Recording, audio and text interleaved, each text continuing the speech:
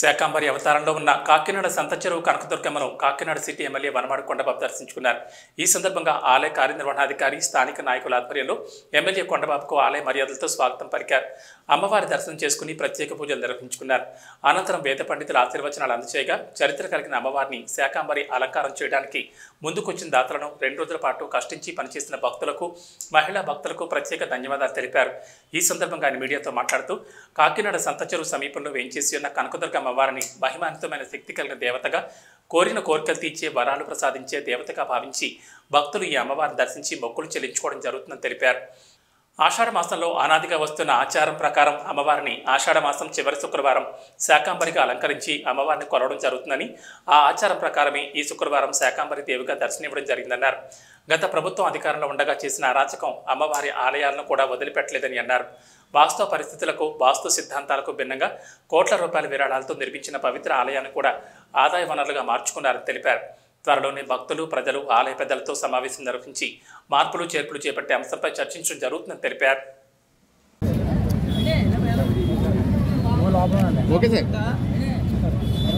అందరికీ నమస్కారం. ఈరోజు మన కాకినాడ సిటీలో సినిమా రోడ్లో కనకదుర్గ అమ్మవారి ఆలయం అంటే చాలా ప్రతిష్టాత్మకమైన ఆలయం, గొప్ప నమ్మకమైన ఆలయం. ఈ అమ్మవారిని దర్శించుకుంటే మనకి కోరుకుంటే అన్నీ జరుగుతాయని పెద్ద నమ్మకం మన కాకినాడ నగరంలో. మొన్ననే బాలదేవి అమ్మవారిని శాకంబరి అవతారంలో మనం దర్శించుకోవడం.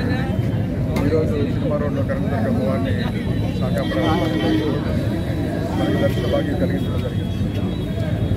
ఈరోజు ఈ ఆషాఢ మాసంలో రాష్ట్రం నుండి 2 దేవాలయాలు కూడా ఈ కార్యక్రమాలు చేపట్టడం ఆనవాయితీ వస్తుంది. అమ్మవారి దయ వల్ల ఈరోజు ఈ రాష్ట్రంలో ఏదైతే కొత్త ప్రభుత్వం ఏర్పడ్డదో కూటమి ప్రభుత్వం వస్తే బాగుంటుందని ప్రజలందరూ ఆశతో ఈరోజు మద్దతు ఇచ్చి నెగ్గించారు.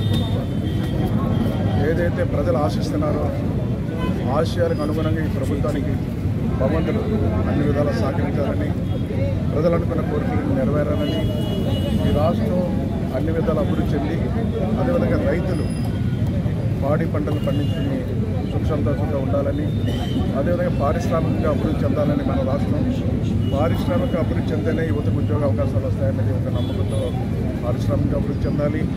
అన్ని రంగాల్లో కూడా ఈరోజు మన రాష్ట్రం అభివృద్ధి పథంలో ముందుకెళ్ళి ఈ రాష్ట్రం పరిపాలన కూడా ఒక ఆదర్శమైన పరిపాలన అందించి విధంగా ఈ అమ్మవారు సహకరించాలని అన్ని విధాలు కోరుకుంటూ మరొకసారి మన పట్టణ ప్రజలకు కూడా సుఖ సంతోషంతో ఆరోగ్యంతో ఉండాలని, అదేవిధంగా అనుకున్న కోరికలని ప్రజలన్నా అనుకున్న కోరికలను నెరవేరాలని అమ్మవారిని కోరుకుంటూ ఈరోజు మరొకసారి అందరూ కూడా శుభాకాంక్షలు.